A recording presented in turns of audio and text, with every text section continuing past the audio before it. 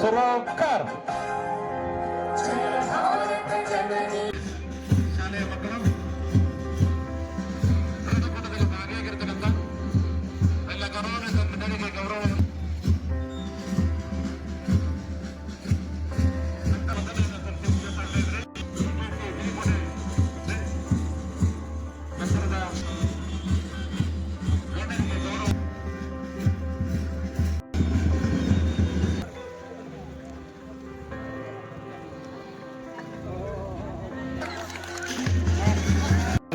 ಆರಿಬಿಡುವುದರ ಮೂಲಕ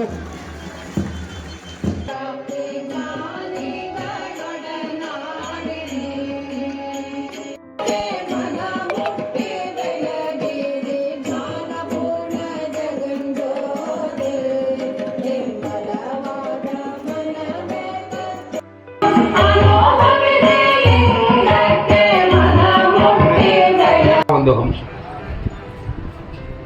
ತಾವೆಲ್ಲ ಕೂಡ ಗಮನಿಸಿದ್ರಿ ಮಕ್ಕಳೇ.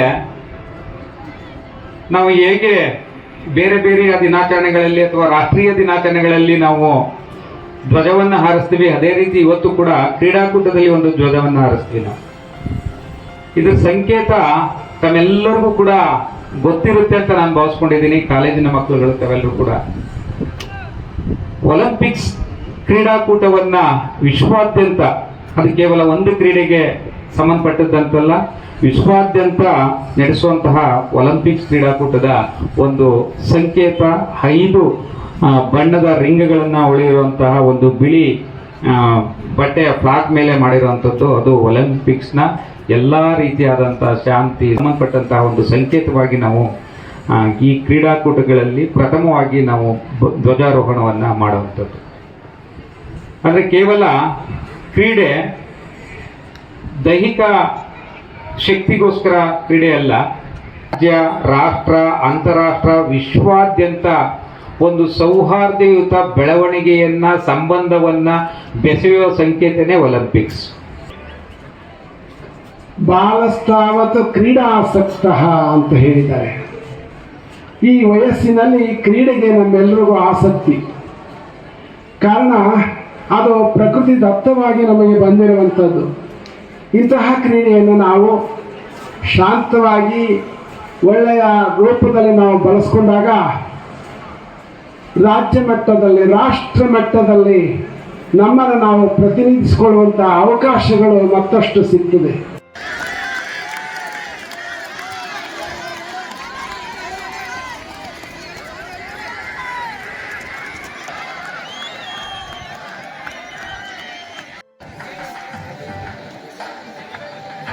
ಟ್ರ್ಯಾಕ್ನ ಮಧ್ಯದಲ್ಲಿ ಯಾರು ಸಹ ಓಡಾಡಬೇಡಿ. ಓಡುವಂತ ಓಟಗಾರರನ್ನ ಹೊರತುಪಡಿಸಿ ಮಿಕ್ಕಂತವರು ಯಾರು ಸಹ ಟ್ರ್ಯಾಕ್ನ ಮಧ್ಯದಲ್ಲಿ ಓಡುವಂತ ಓಟಗಾರರಿಗೆ ಅಡಚಣೆಯನ್ನು ಉಂಟು ಮಾಡಬೇಡಿ.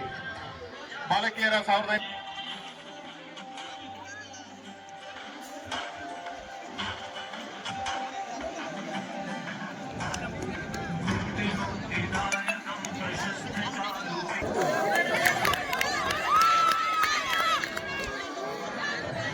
ಇನ್ನೇನು ಕೆಲವು